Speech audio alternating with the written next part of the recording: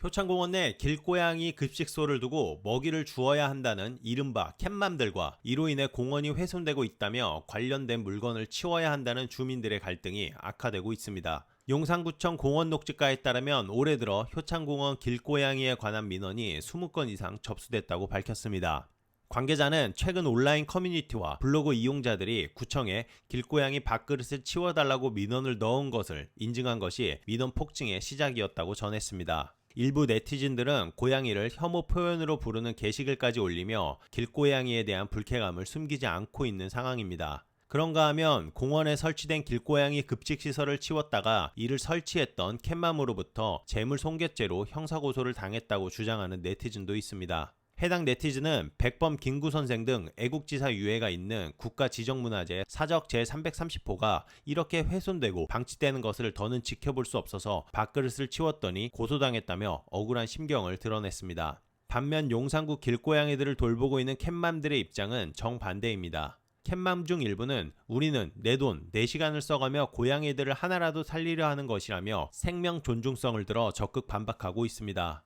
양측에 낀 구청은 관련 민원이 들어올 때마다 밥그릇을 치우고 있지만 난감한 기색을 숨기지 못하고 있는 눈치입니다. 관리사무소는 지난해 10월 처음 캣맘들이 공원에 설치한 고양이 집과 밥그릇을 치웠다고 합니다. 이후 고양이 집은 다시 생기지 않고 있지만 매달 10개에서 15개 정도의 밥그릇이 회수되고 있다 전하였습니다. 다만 한 관리사무소 관계자는 동상 등을 훼손하는 동물이 있다면 비둘기지 고양이나 캣맘 때문에 시설이 훼손된 적이 없었다고 언급하였습니다. 관련 법률인 서울시 동물보호조례 제21조 4항에 따르면 시장 또는 구청장은 길고양이의 효과적인 개체수 조절과 쾌적한 도시환경을 목적으로 소공원 및 근린공원에 길고양이 급식소를 설치할 수 있습니다. 효창공원은 근린공원에 해당해 급식소 설치가 가능합니다.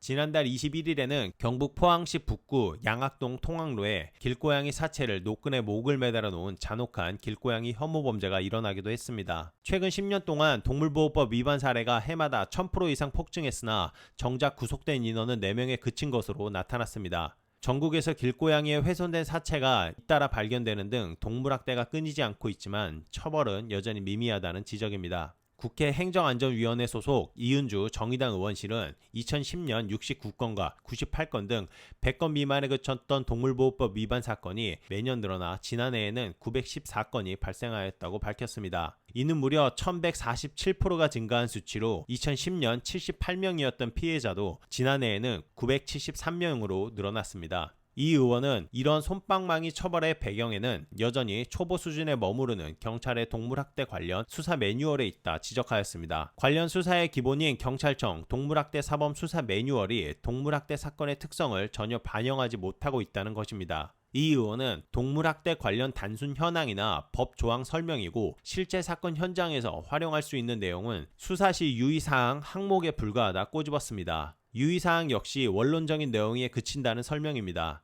이 의원은 2016년 경찰청 수사 매뉴얼이 만들어진 이후 동물보호법이 5차례나 개정됐지만 매뉴얼은 한 번도 정비되지 않았다며 반려동물 인구가 증가하면서 학대도 증가한 만큼 경찰에 전문성 있는 수사가 필요할 때라고 강조하였습니다. 길고양이와 캣맘들의 사건 사고를 보면 항상 원론적인 내용과 답변 투성입니다. 이제는 법의 제도권에서 양쪽 모두 누구 하나 피해를 입지 않는 선의 법률 제정이 시급한 시기인 것 같습니다. 설령 누군가가 피해를 보더라도 이제는 기준점을 바로잡아야 이러한 문제가 근절될 것이라 봅니다. 이상 용산정책연구소였습니다.